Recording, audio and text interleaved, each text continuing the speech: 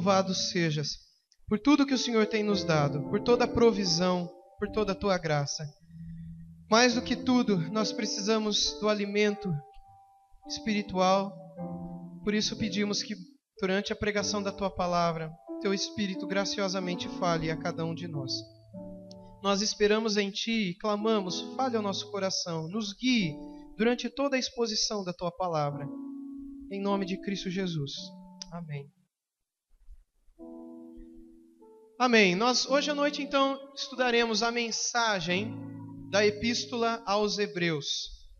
Nós começamos há 2 anos atrás uma série de estudo da mensagem de cada livro da Bíblia e começamos em Gênesis e já estamos quase no final da Bíblia. Já durante 2 anos entraremos em janeiro, comecinho de janeiro, estudando também os últimos livros que nos restam, que faltam ainda. E hoje nós chegamos à Epístola aos Hebreus. Epístola aos Hebreus. Essa é uma das epístolas mais especiais de toda a Bíblia. Há um tempo atrás, essa história eu não sei se é verídica ou não, eu li durante o meu período de seminário, num livro de ciências, eu fazia um trabalho sobre a teologia evolucionista, que é um estudo dentro da teologia, do estudo das doutrinas cristãs, que tenta unir o cristianismo com a teoria naturalista, darwiniana ou darwinista da evolução.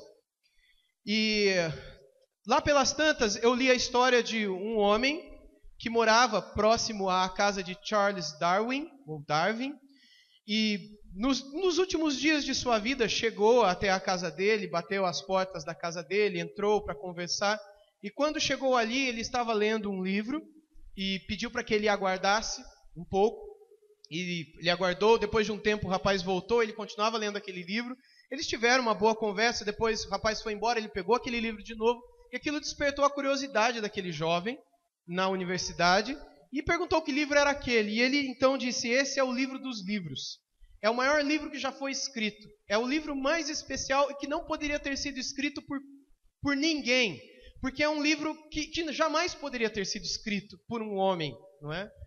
E aí então, quando o jovem perguntou que livro era esse, Darwin disse que era o livro dos Hebreus. Estava na Bíblia Sagrada e ele disse: a Epístola aos Hebreus. Eu não consigo compreender um livro tão precioso e tão rico como esse. Ele vem de uma família cristã, os seus pais eram cristãos, ele teve uma educação cristã. Enfim, teve toda uma educação em sua infância e juventude também voltada para o cristianismo. E ele mesmo se considerava um cristão de fato. Mas eu não estou aqui para falar dele, só apenas para destacar que não somente dentro, mas fora do cristianismo também, se tem nessa carta uma das cartas mais belas e ricas de todo o cristianismo. Nós não sabemos quem escreveu a Epístola aos Hebreus, não é? Nós só sabemos que a mensagem dela, daqui a pouquinho eu vou falar sobre essa questão de quem é que escreveu e algumas teorias que existem sobre isso, mas uma coisa que fica clara para nós, em todo o estudo do livro aos Hebreus, da Epístola aos Hebreus, é que a pessoa que o escreveu quis exaltar Cristo acima de todas as coisas.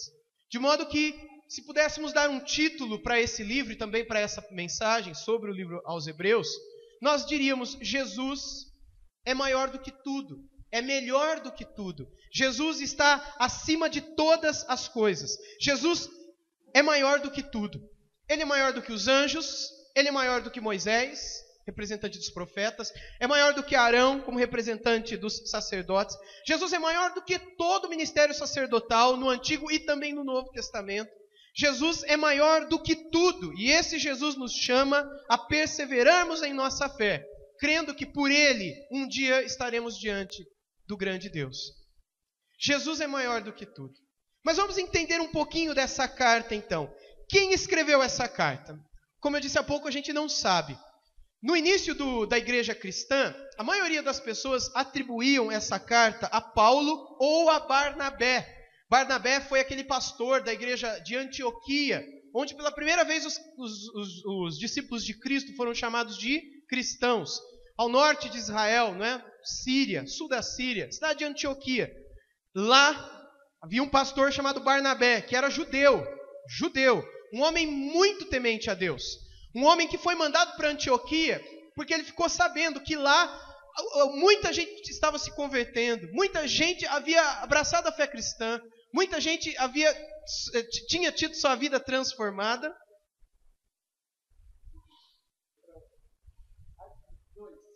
Dois beijinhos, né? Ela sempre vem aqui me dar um beijinho, então vocês não assustem não. Quando ela chega um pouquinho atrasada, ela vem aqui mesmo, né? Muito bem. Quando Barnabé e todos os cristãos ali no sul de Israel, na cidade de Jerusalém, ficam sabendo que lá no norte, em Antioquia, a igreja estava crescendo, acontecia um avivamento ali, meus irmãos. Um grande avivamento. Mas eles não tinham pastores. Havia um grupo de judeus lá, mas que estava bagunçando a igreja. Porque eles estavam ensinando que os cristãos, as pessoas que estavam se convertendo, tinham que se circuncidar, tinham que guardar o sábado, não podia comer carne de porco, tinha que guardar a lei do Antigo Testamento, tinha que ter coisas cerimoniais da Antiga Aliança. E as coisas estavam confusas. E quem iria para lá? Ninguém queria sair de Jerusalém. Ninguém queria. Eu ia lá para Antioquia fazer o que naquela roça? Mas Barnabé, que na verdade não tinha esse nome, tinha outro nome. Barnabé era um apelido, porque ele era um homem cheio de consolação no seu coração. E ele desejava estar junto com aqueles. Ele foi. Mas era tão grande o avivamento naquela cidade, tão grande a transformação que estava acontecendo naquela cidade, que ele não deu conta. E nessa época, Paulo de Tarso estava justamente em Tarso.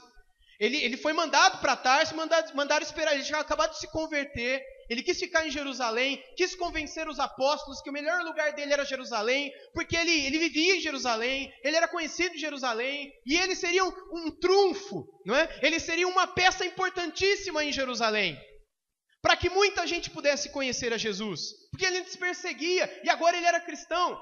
Mas o Espírito Santo conduziu a igreja dizendo: Paulo não serve para a gente agora, manda ele embora. E ele foi embora e ficou em Tarso.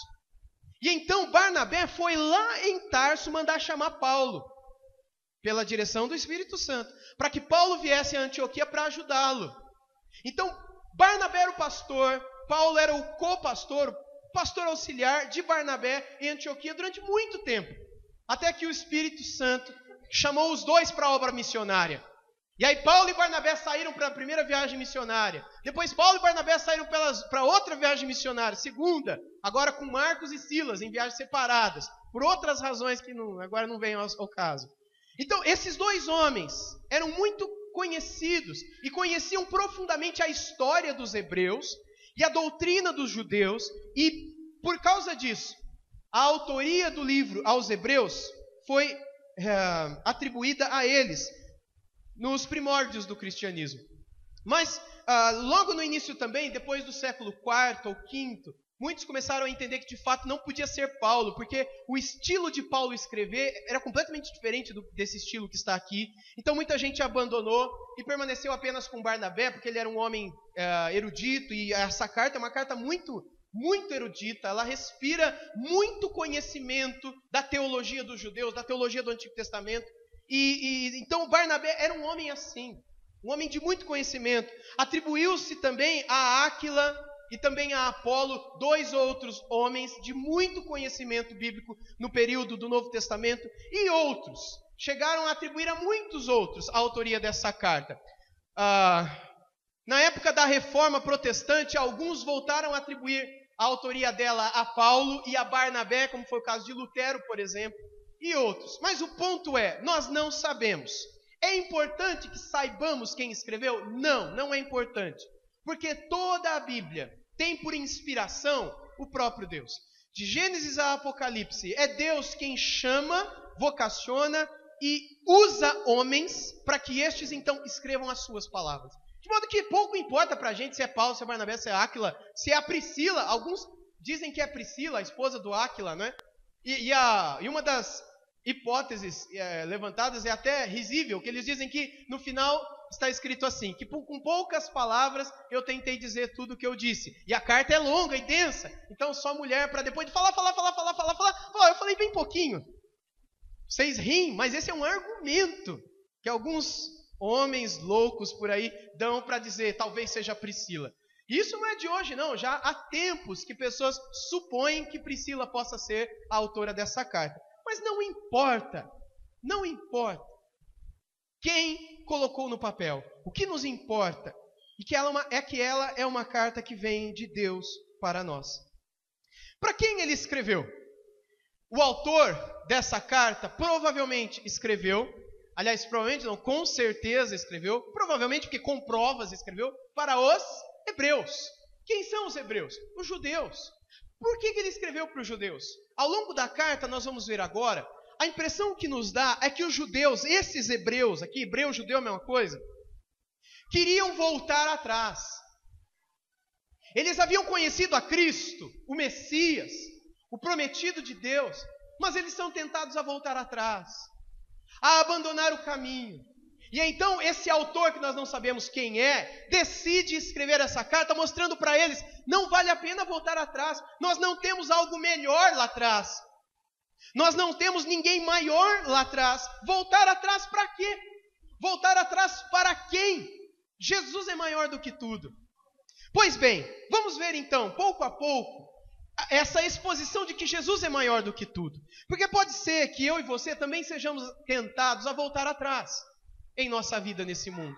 Pode ser que você e eu, seja pequenininho, desde criança, ou seja, uma semana atrás, seja quando for, ouvimos falar de Cristo, mas logo vieram tantas lutas e dificuldades que a gente já está tentado a voltar atrás, a desistir de tudo, a abandonar tudo. Voltar atrás para quem? Quem é melhor do que Cristo? Essa é a situação dessa carta. Voltar atrás? Com que sensatez voltar atrás? Com que lucidez? Com que inteligência? A inteligência deixar a Cristo e voltar atrás? Pois bem, no capítulo 1, do verso 1 até o capítulo 2, verso 18, o autor desse livro tenta mostrar que Jesus é maior do que todos os anjos. É um texto longo, não dá tempo de nós lermos todo, mas eu quero destacar o final do capítulo 1, onde nós lemos assim, a partir do verso 13, versos 13 e 14. Ora, a qual dos anjos jamais disse, assenta-te à minha direita, até que eu ponha os teus inimigos por estrado dos teus pés? Não são todos eles espíritos ministradores, enviados para serviço a favor dos que hão de herdar a salvação? Pois bem, meus irmãos, aqui o autor está nos falando sobre anjos. Quem são os anjos? Aqui ele diz que os anjos são espíritos ministradores enviados a serviço dos que hão de herdar a salvação. O que significa isso, meus irmãos? Significa que os anjos, parte deles pelo menos, não todos, porque existem várias espécies de anjos, a gente vê isso na Bíblia, querubins, serafins, arcanjo, enfim.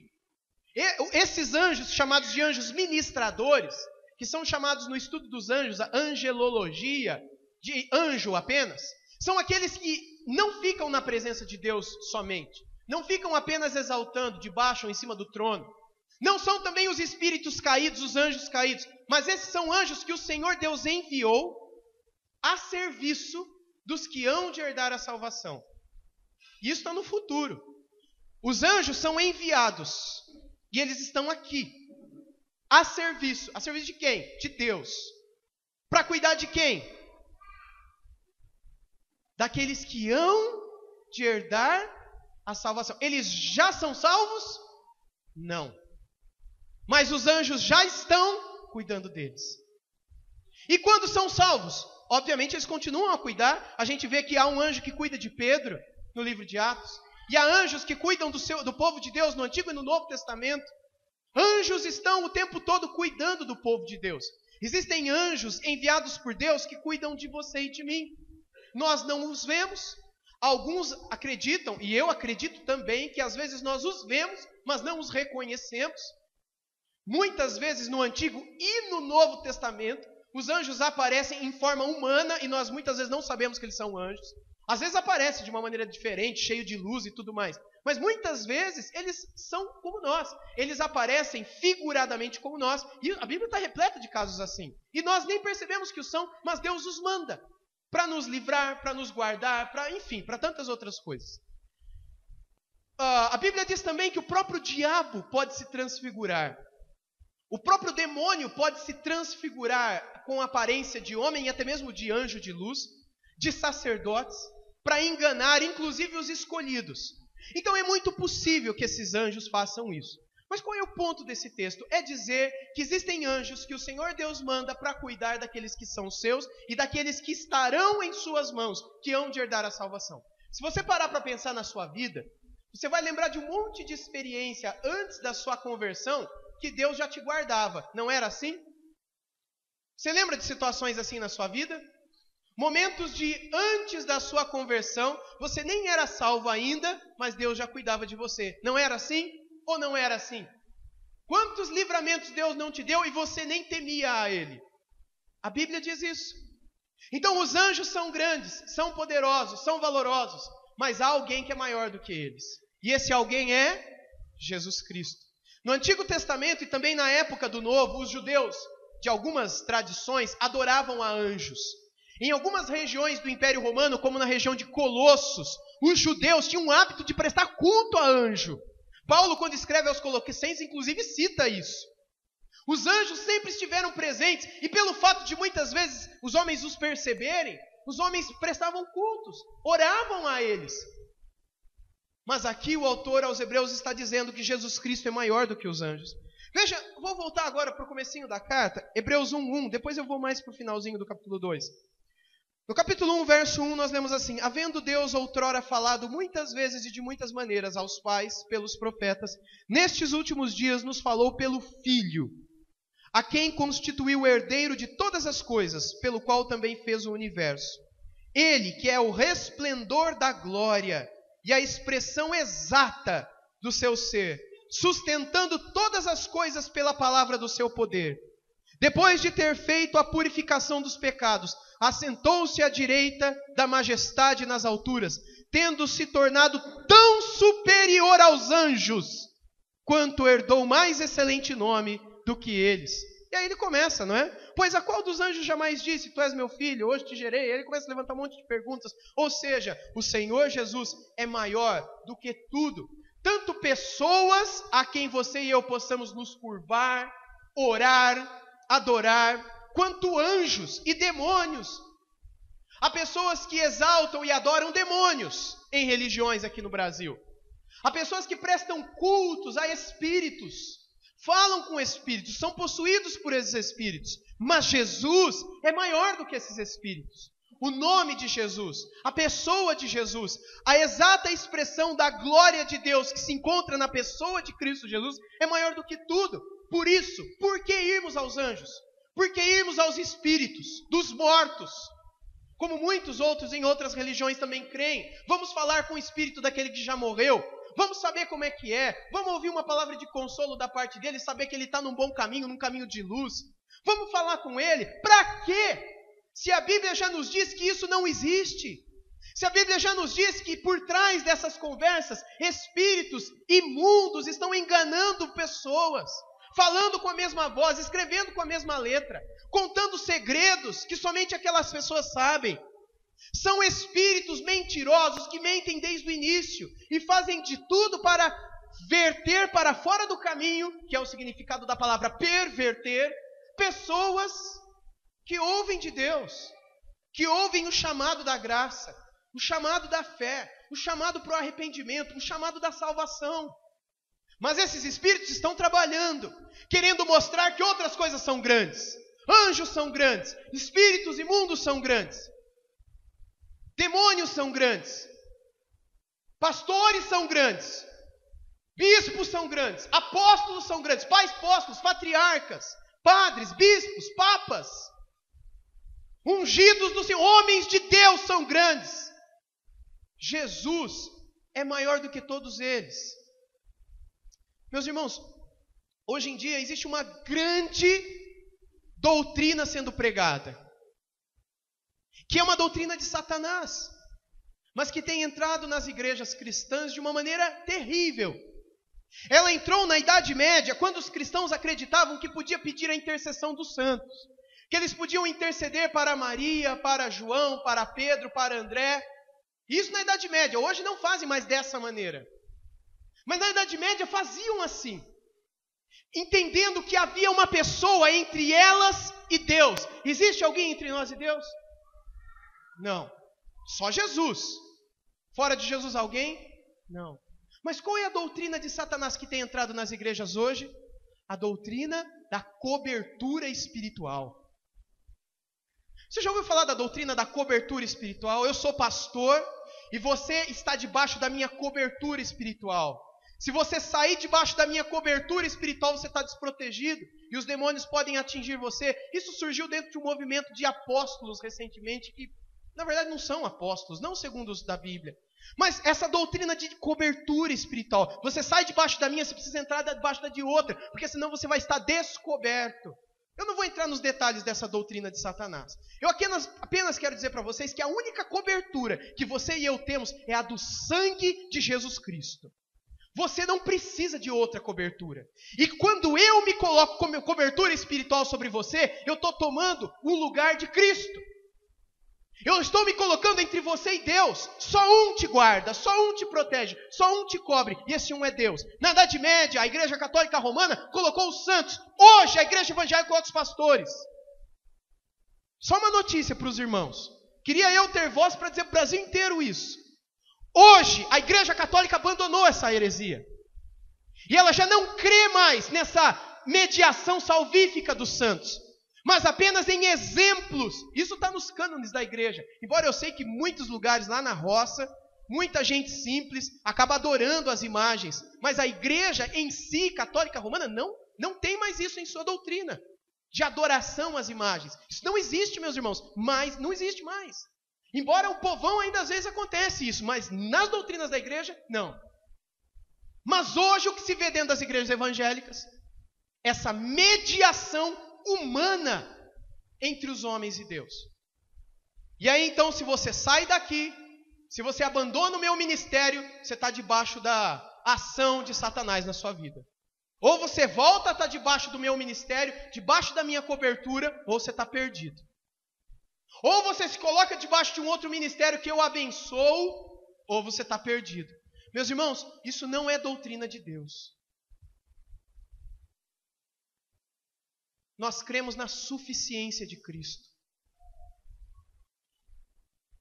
E há tempos e tempos, séculos e séculos, homens não satisfeitos com a suficiência de Cristo insistem em colocar espíritos imundos, ídolos, demônios, anjos, homens e mulheres santos e santas que já morreram, e hoje, pastores,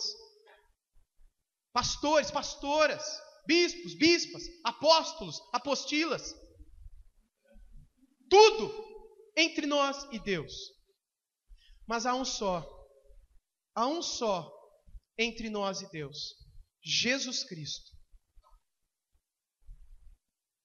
Todas as vezes no Antigo Testamento que os sacerdotes quiseram se colocar em um lugar acima do que foi dado a eles, o exemplo clássico, meus irmãos, é o caso de Jeremias. Quando Deus diz para os sacerdotes, vocês não são pastores segundo o meu coração. Por que os sacerdotes da época de Jeremias não eram pastores segundo o coração de Deus? Porque eles estavam se colocando em um outro lugar, como que no lugar de Deus. Como eles faziam isso? Dando uma palavra que não era a de Deus. Uma palavra nova, uma palavra sensacional, uma palavra de vitória, uma palavra de bênção, uma palavra de conquista. Enquanto Jeremias estava falando, vocês não vão conquistar nada, vocês vão ser derrotados. Vocês não vão prosperar nada, vocês vão perder tudo. Mas o povo deu ouvido àqueles, e Deus usou Jeremias para dizer para aqueles pastores, vocês não são pastores segundo o meu coração, porque eles estavam tomando o lugar de Deus. E o povo tinha neles essa figura de alguém entre eles e Deus. E Jeremias estava dizendo, vocês não precisam ter eles. No mesmo livro ele diz, eu não me agrado de holocaustos, de sacrifícios, de ofertas, de nada disso. Mas apenas de um coração quebrantado, de um espírito contrito. É isso que agrada a Deus. O que é um espírito contrito? No latim, contrictus, né? Contrictus, vem da figura de um vaso de barro, que você quebra o vaso de barro.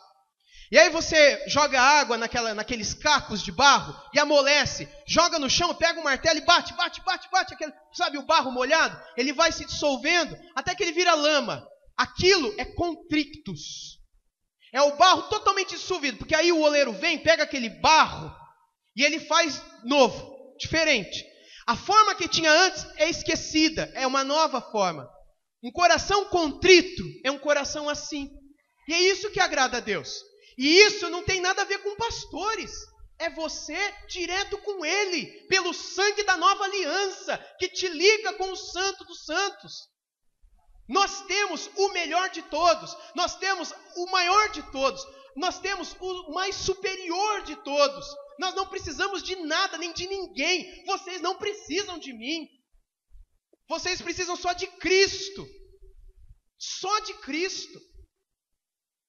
E quando o nosso coração está assim quebrado, e amassado, e derretido, e nós o entregamos nas mãos do grande oleiro, e ele dá uma nova forma, então nós somos vasos de bênção.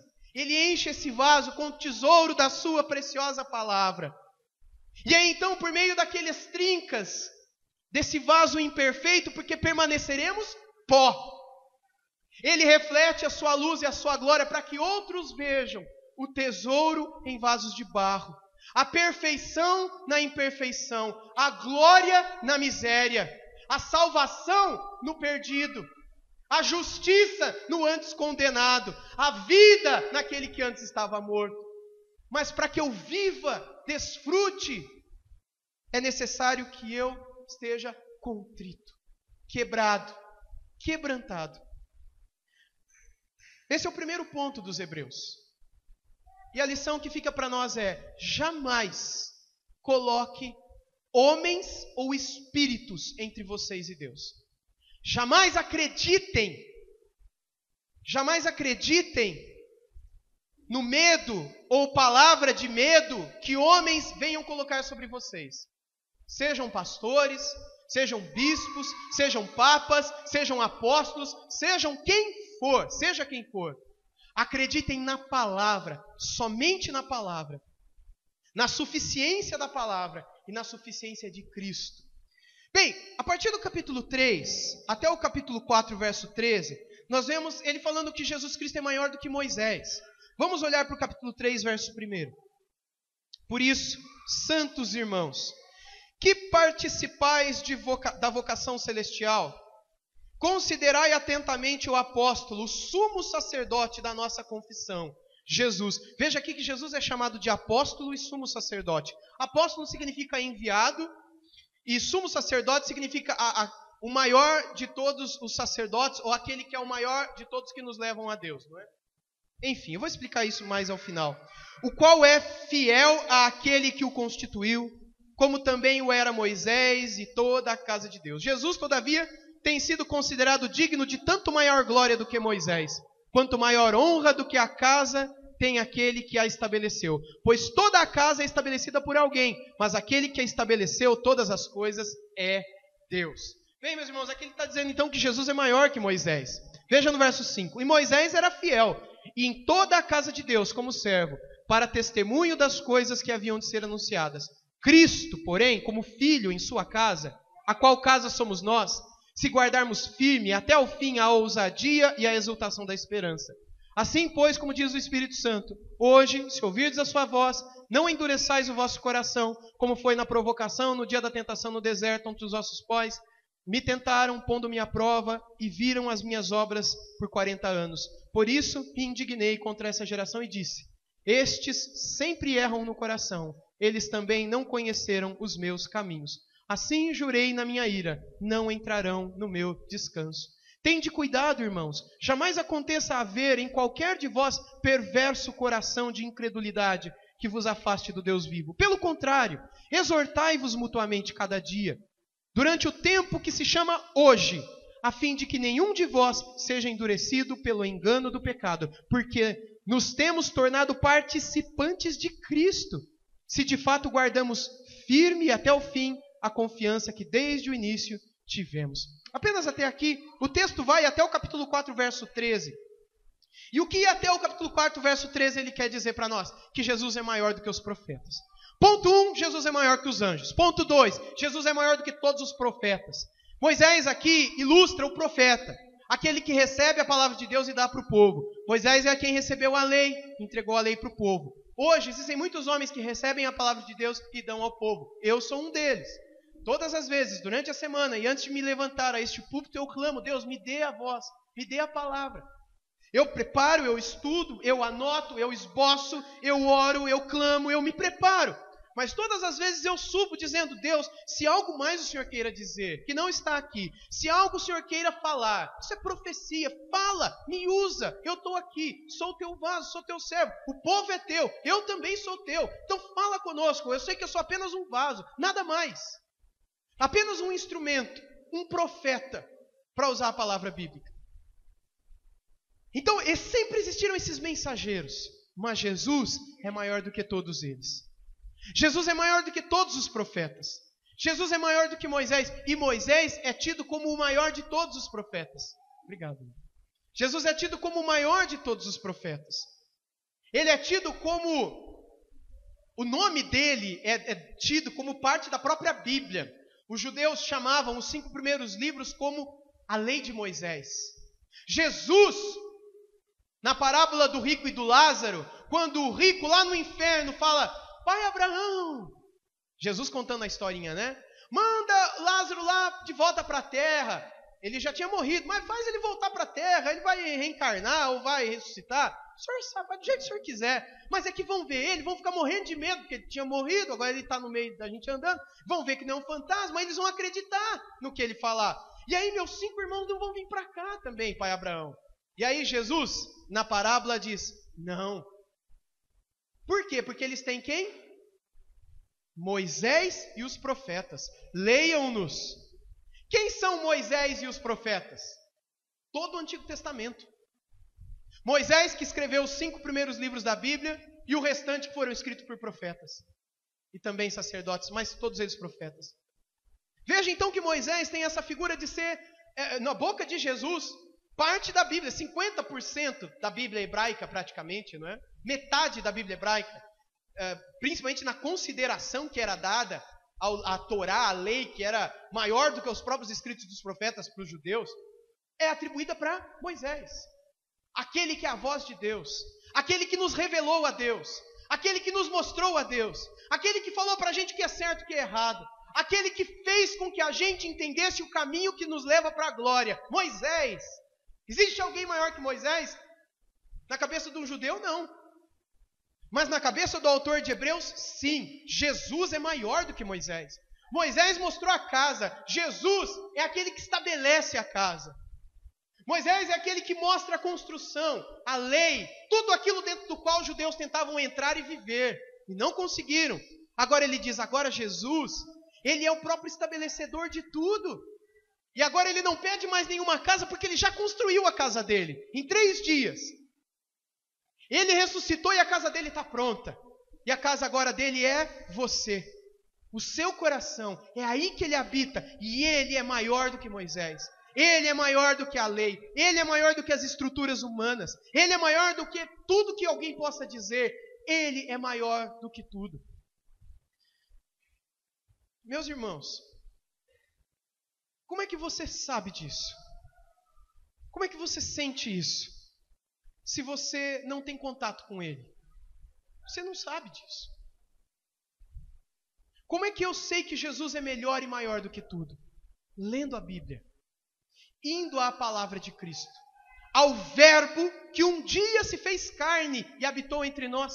E vimos a sua glória como a glória do unigênito do Pai. Ele que habitou entre nós e se fez carne é o Verbo. Que verbo? Esse daqui que vocês têm aí também.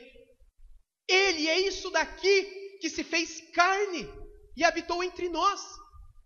Como o conhecemos se não amamos esse livro? Se não lemos esse livro? Se não comemos esse livro, bebemos esse livro, falamos desse livro, ouvimos com prazer esse livro? Você não lê esse livro. Você não está nem aí para ouvir esse livro. Você acha chato esse livro. Como é que você conhecerá Cristo? Você não conhecerá Cristo. Como é que o judeu poderia desfrutar de Cristo como melhor de tudo? Ele não desfrutaria. Por isso que eles estavam voltando para trás. Porque aquilo que existia antes era melhor do que Cristo. Porque eles não conheciam nada de Jesus. E aí quando uma pessoa não conhece nada de Jesus, tudo mais é melhor. Tudo mais é melhor. Mas quando nós o provamos, Meus irmãos, nós não conseguimos sair de perto dele mais. O nosso coração fica ferido todas as vezes que nós lembramos daquela cruz. Nosso coração fica quebrado e contrito todas as vezes que lembramos do sofrimento dele naquela cruz por nós. Nós o amamos mais do que tudo, mais do que todas as coisas. E nós queremos ter mais e mais comunhão e estar mais perto dele. Queremos parecer com ele. Queremos falar igual ele falava, andar do jeito que ele andou, tratar as pessoas do jeito que ele tratava, orar como ele orava. A gente quer ser que nem ele, sabe? A gente quer ser cristão. Só isso.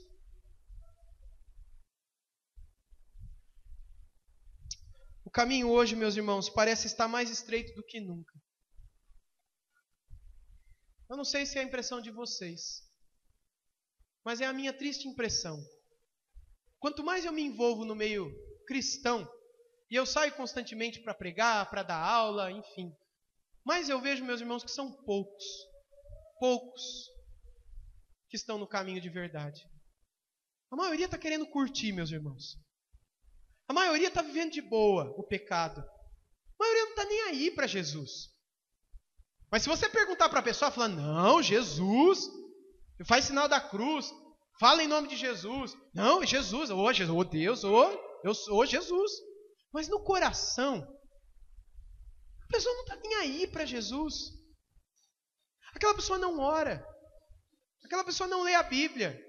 Como é que você é capaz de dizer que ama a Deus se você não ora e não lê a Bíblia? Que raio de comunhão você tem com Deus? Me diga. Se não é pela Bíblia ou pela oração, é como? É vir na igreja de domingo? Você está errado. Vir para a igreja de domingo é ir atrás de anjo, de demônio, de cobertura espiritual, de mentira. Cristo está contigo se você está com Ele. Se no teu coração habita Cristo, há gozo em teu coração, há paz em teu coração e também há tristeza e contrição todas as vezes que você contempla o seu próprio pecado. Eu vejo o meu pecado diante de mim todo dia. E quase todo dia eu luto com isso e sofro por causa disso. E não poucas vezes a minha oração é, eu não vejo a hora que eu vou estar livre desse corpo.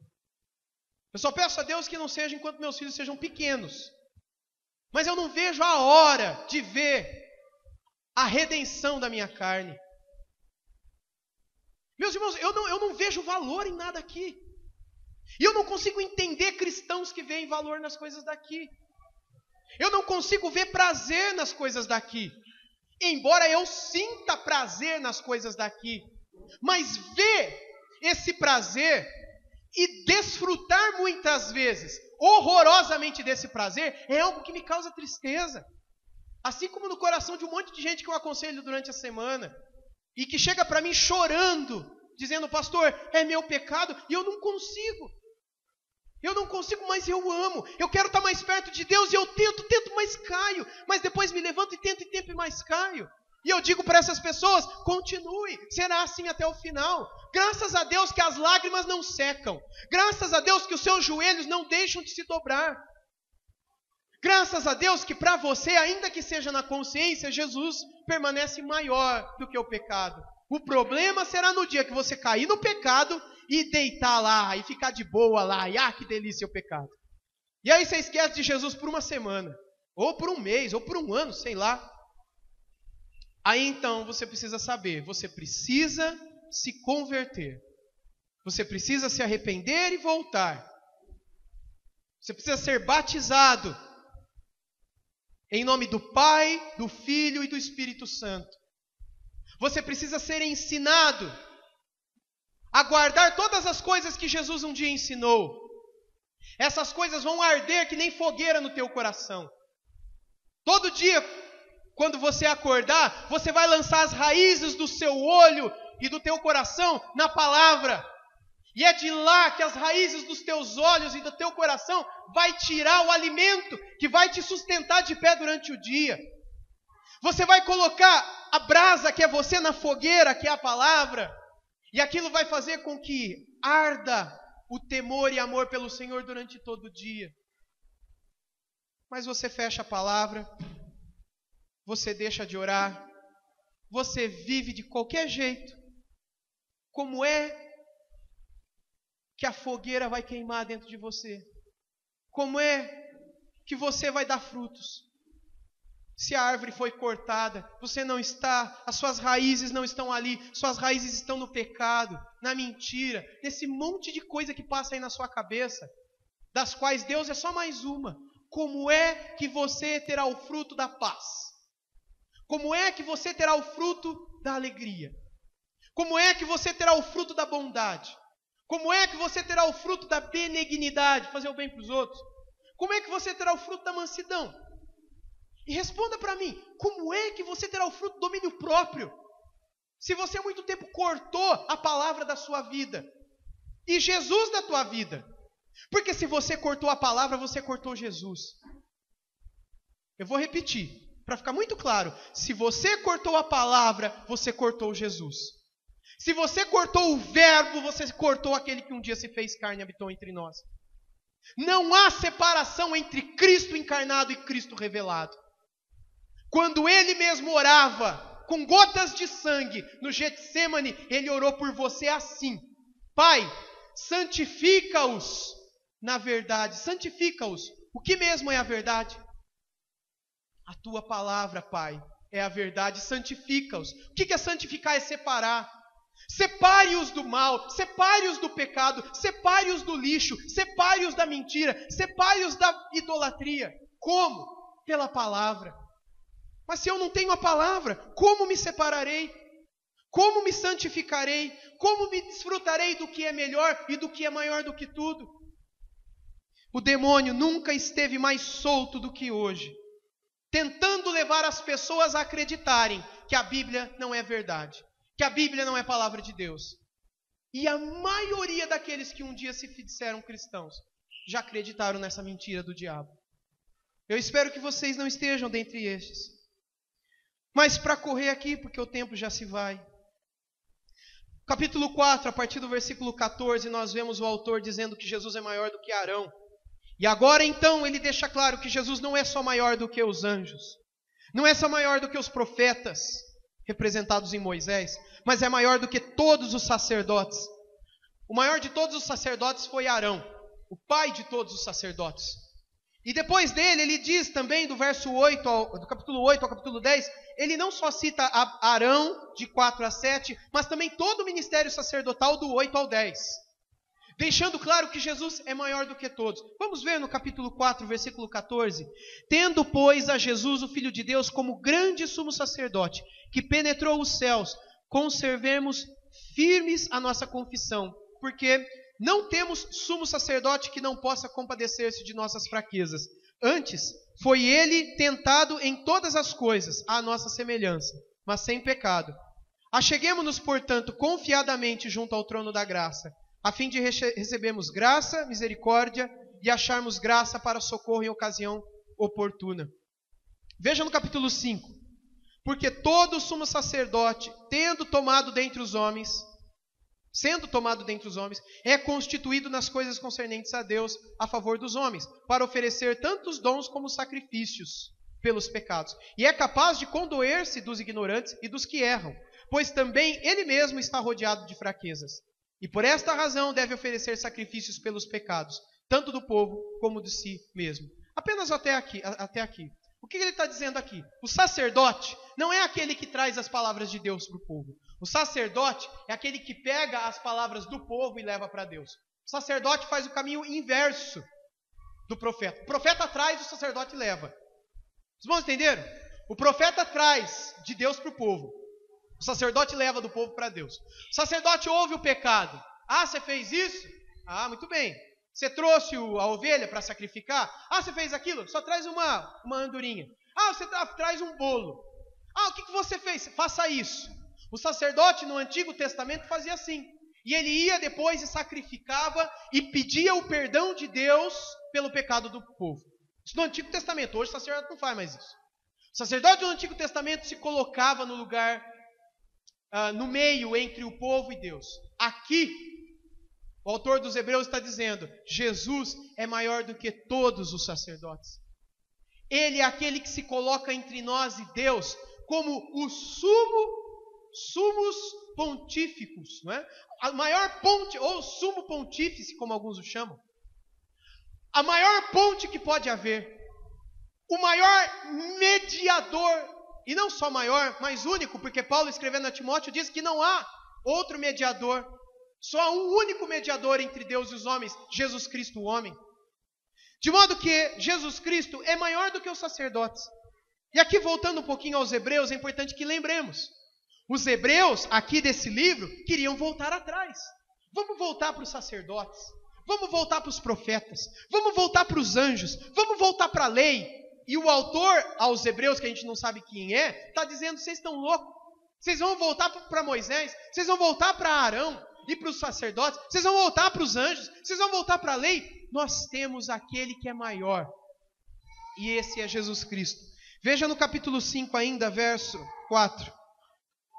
Ninguém, pois, toma esta honra para si mesmo, senão quando chamado por Deus, como aconteceu com Arão. Assim também Cristo a si mesmo não se glorificou para se tornar sumo sacerdote, mas o glorificou aquele que lhe disse: Tu és meu filho, eu hoje te gerei. Como em outro lugar também diz: Tu és sacerdote para sempre, segundo a ordem de Melquisedeque. Ele, Jesus, nos dias de sua carne, tendo oferecido com forte clamor e lágrimas. Sabia que Jesus chorou lá na cruz? Chorou com lágrimas. Orações e súplicas a quem o podia livrar da morte.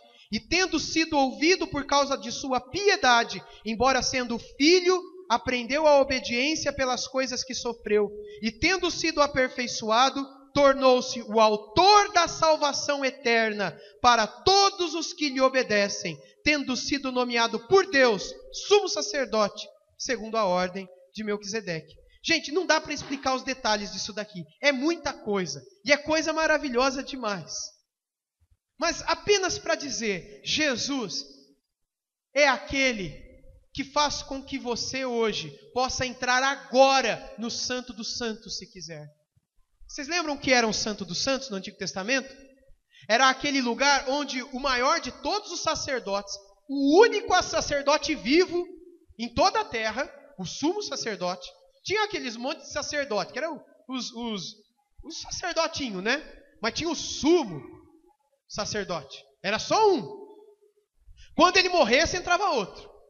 E ele podia entrar uma vez só no ano, nesse lugar chamado Santo dos Santos, para ali oferecer sacrifícios e ali ver a glória de Deus. Agora, o autor de Hebreus diz que eu e você podemos entrar nesse lugar chamado de Santo dos Santos a hora que quisermos. E sabe o que a gente faz com isso? A gente não faz nada. Quantos judeus quiseram entrar naquele lugar, ver aquela glória, comer na presença dele, oferecer os seus pecados direto a ele? Quantos judeus sonharam com isso?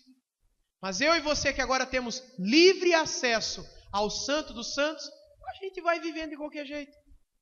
Sabe qual será o nosso fim?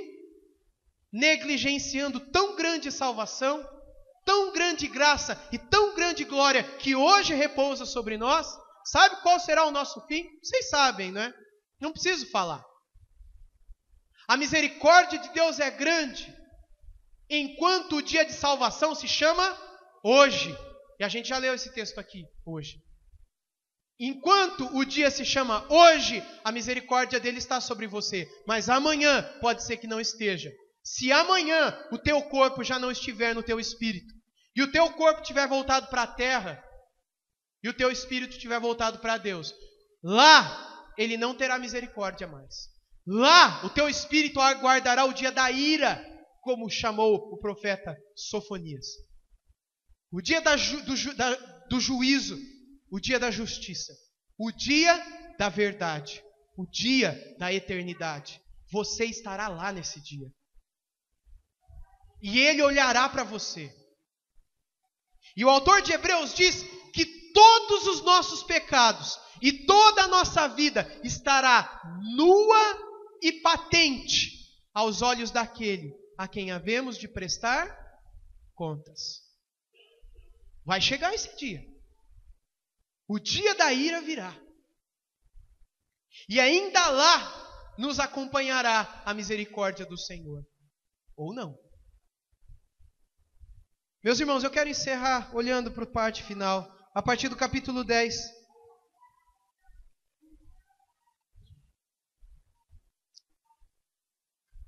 A partir do versículo 19.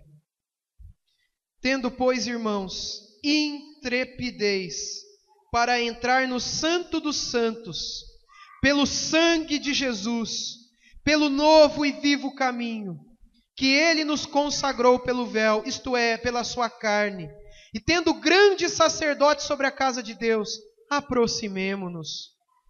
Aproximemo-nos com sincero coração, em plena certeza de fé, tendo o coração purificado da má consciência e lavado o corpo com água pura, guardemos firme a confissão da esperança, sem vacilar, pois quem fez a promessa é fiel. Consideremo-nos também uns aos outros, para nos estimularmos ao amor e às boas obras. Não deixemos de congregar-nos, como é costume de alguns. Antes, façamos admoestações, e tanto mais quanto vedes que o dia se aproxima. Só uma pergunta: que dia é esse? Talvez na sua Bíblia, como na minha, esteja com D maiúsculo. Porque esse dia é o grande dia. O dia dos profetas. O dia de Cristo em Mateus 24, 25, 26. O grande dia, o dia do juízo. O dia quando os pecados forem castigados. E ele fala isso a partir do verso 26. E todos nós seremos castigados naquele dia, se hoje não corrermos para Deus. Se hoje não abraçarmos e recebermos a Cristo como maior e melhor do que tudo em nossa vida. E não desfrutarmos do sangue de Jesus, que nos dá um novo e livre e vivo caminho para o Pai. Se hoje não negligenciarmos tão grande salvação,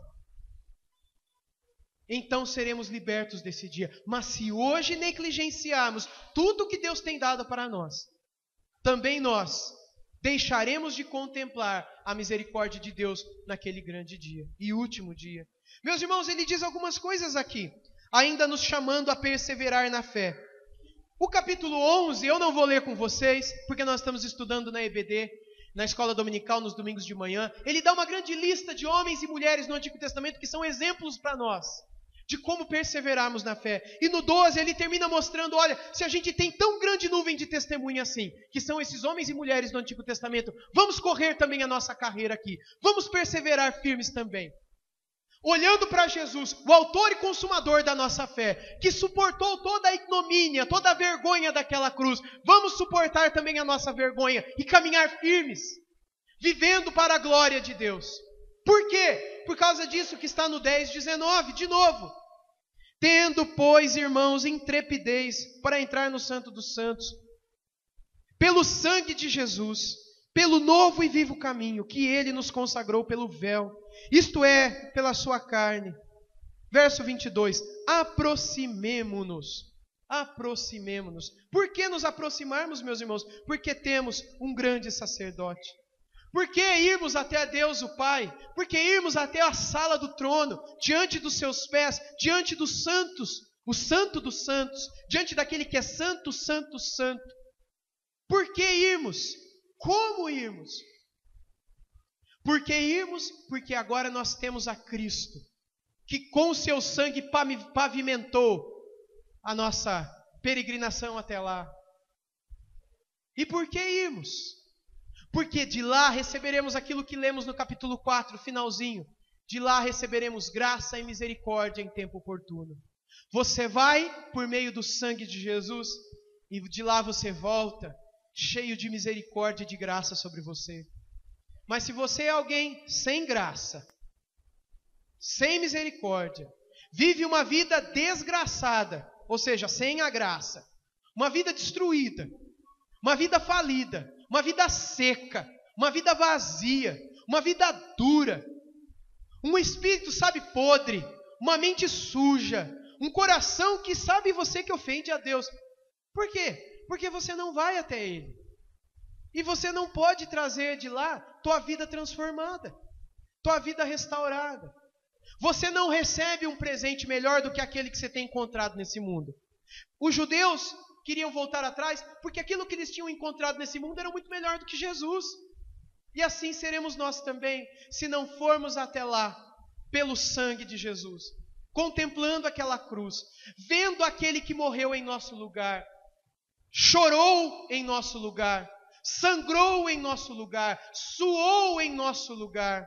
Se não formos a Ele e não abandonarmos tudo, em contrição, quebrados, moídos e lapidados agora pelas suas próprias mãos, não desfrutaremos e jamais conheceremos tudo aquilo que Ele é capaz de fazer por nós.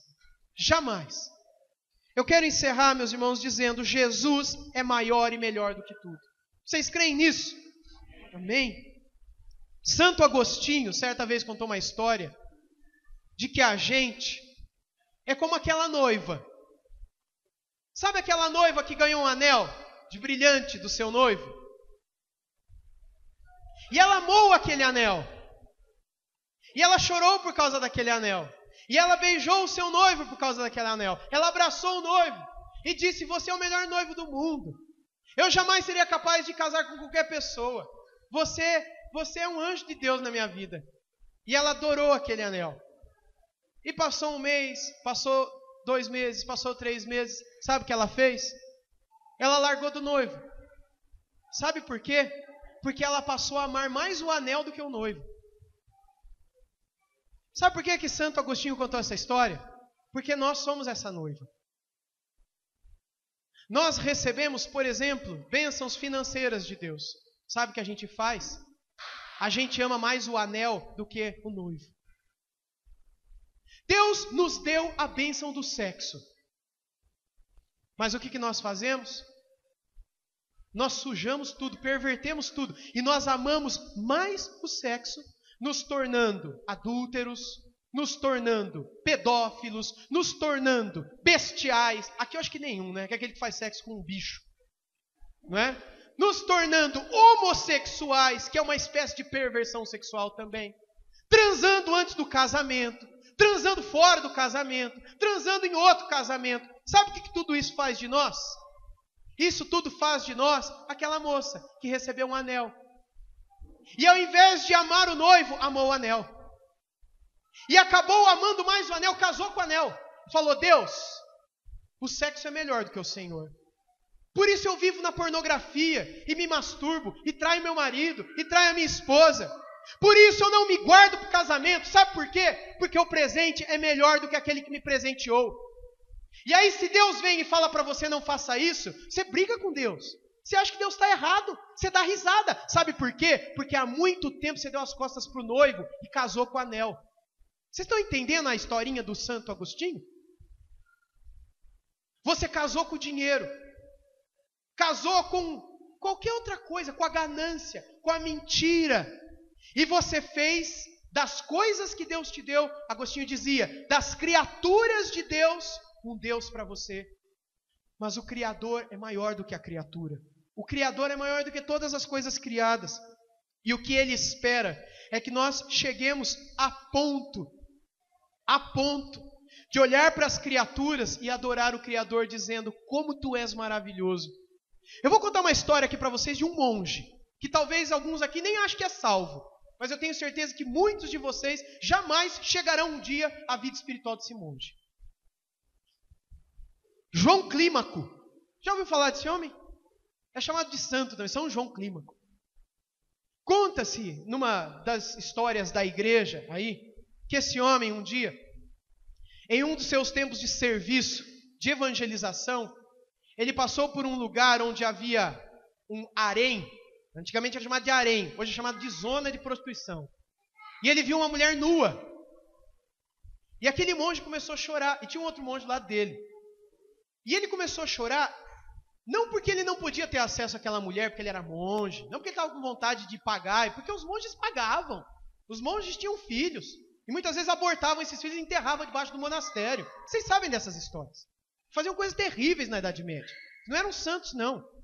Mas esse monge, ele disse que a história que é contada sobre ele é dita por aqueles que testemunharam e conheceram a vida desse homem de Deus, que ele, ao contemplar essas criaturas de Deus, ele chorava de amor pelo Criador, por ver um modo especial e maravilhoso como o seu Deus era capaz de criar coisas tão maravilhosas e belas. Seria mais ou menos como aquela pessoa que nunca viu o mar e pela primeira vez chega diante da praia e chora. Eu conheço pessoas que já fez isso. Talvez você já foi um monte de vezes para a praia e zombe disso. Tem um monte de gente que gosta de zombar de tudo, tirar o sarro de tudo. O reino dos céus não pertence a elas. Mas tem gente que chega diante do mar e chora porque nunca viu o mar na vida e acha aquilo bonito demais. Tem gente que vê outras coisas e chora, que são belas demais. Conta-se de um dos astronautas que pisaram naquela primeira missão à Lua e quando viu a Terra de lá chorou também, porque é maravilhosa demais. Esse monge viu uma mulher bonita e chorou. Por quê? Porque para ele a beleza não estava na criatura, mas estava no poder do Criador. Como pode um Criador criar algo belo demais assim? E ele nisso aprofundou o seu amor pelo Criador. Esse daqui, meus irmãos, era um homem curado na sua sexualidade, como muitos aqui não são. E muitas aqui não são. Um homem curado. Enquanto muitos hoje vivem como doentes espiritual e sexualmente. Vivendo de uma maneira totalmente errada. Por quê? Porque não conheceram o Jesus que é melhor. O Jesus que é maior. Porque não conheceram o noivo, somente o anel. Não conheceram o Criador, somente conhecem as criaturas e as coisas criadas. E me perdoe se eu sou muito... Eu preciso falar das coisas que a gente vive. Eu não vou falar aqui de sorvete, pipoca, algodão doce. Eu tenho que falar daquilo que eu sei que está reinando no seu coração. Ou não é isso que te atrai? Ou não é isso que te tenta? Você não sai daqui doido para achar um cara vendendo algodão doce na rua. Mas se você chega na tua casa, liga a televisão, tem uma mulher pelada lá na tela, aquilo te tenta, mais do que a pipoca lá na praça. Ou não é assim? Então eu falo daquilo que eu sei que é um ídolo no teu coração. Eu falo daquilo que eu sei que pode ocupar o lugar do Criador. Eu falo daquilo que eu sei que pode roubar de você a eternidade ao lado de Deus. Ao Senhor pertence a salvação e nós louvamos pela sua misericórdia. Mas a nós, a palavra do Cristo foi: arrependam-se, arrependam-se, arrependam-se e venham. Tomem a sua cruz, neguem a si mesmos, morram, crucifiquem-se e venham-me. Venham a mim, ele diz, sigam o meu caminho, sigam as minhas palavras, sejam transformadas por ela, em sua vida, palavra, mente, coração. Que Ele tenha misericórdia de nós, irmãos, e que Ele permita, pela sua infinita graça, que o provemos como melhor do que tudo. É por isso que eu termino dizendo, eu temo que o cristianismo hoje seja muito menor do que a gente pensa. A igreja continua sendo um grande hospital, sim, mas cheio de doente que não quer ser curado. Cheio de doente que ama a doença e quer morrer doente. Doente espiritualmente. Cheio de vícios. Cheio de pecados, os quais luta para reconhecer. Não, eu não sou doente. Eu não tenho isso. Não, eu não sou idólatra. Não, eu não sou cobiçoso. Eu não sou ganancioso. Eu não sou isso. Eu não sou aquilo. É lógico que você é. O nosso coração é uma fábrica de ídolos, meus irmãos. O nosso coração é uma fábrica de deuses falsos. Nós criamos deuses que colocamos no lugar do único Deus o tempo todo. A gente não precisa nem criar, eles pulam aos nossos olhos. Na rua, nos outdoors, na televisão, no jornal, na internet, na revista, numa conversa, numa música. Os ídolos pulam ao nosso coração. E o nosso coração ainda está preso a eles. A menos que nós, humildemente, corramos pelo sangue da nova aliança para o trono da graça do nosso Deus. Corramos para Deus, dizendo: Deus, tem misericórdia de mim. Deus, derrama a graça. Deus, a tua graça me basta. Deus, me guarda. Deus, me santifica. Deus, eu quero te conhecer. Deus, me dá a tua palavra. Deus, eu abro a tua palavra. Fala comigo. Deus, me ensina. Deus, me transforma.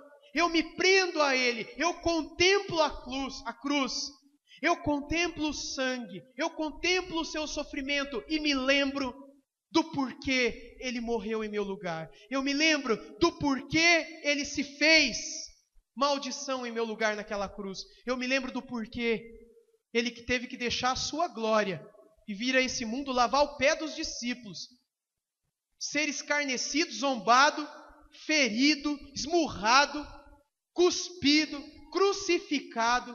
Por que disso? Por que disso?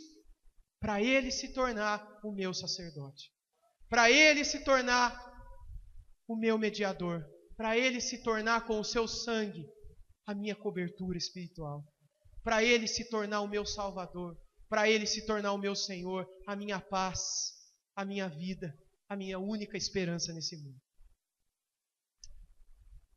Vamos orar? Vamos nos colocar em pé. Santo Deus, se nós pudéssemos em palavras tentar expressar essa gratidão, nós não conseguiríamos. Nós não merecemos o Teu amor. Nós não merecemos a Tua misericórdia. Nós não merecemos a Tua graça, a Tua compaixão, a Tua salvação. Nós não merecemos nada. Nós só merecemos o inferno. É isso que nós merecemos. Nós Te trocamos o tempo todo, Senhor. Mas, ó Deus, nós humildemente Te louvamos. Porque onde abunda o pecado, superabunda a Tua graça. Nós Te louvamos porque aonde reina a morte, o Senhor irrompe com a vida. Aonde apenas havia um vale de ossos secos e mortos, o Senhor faz nascer um exército que Te glorifica. O Senhor é o Deus da vida. O Senhor é o Deus da graça. O Senhor é o Deus da salvação.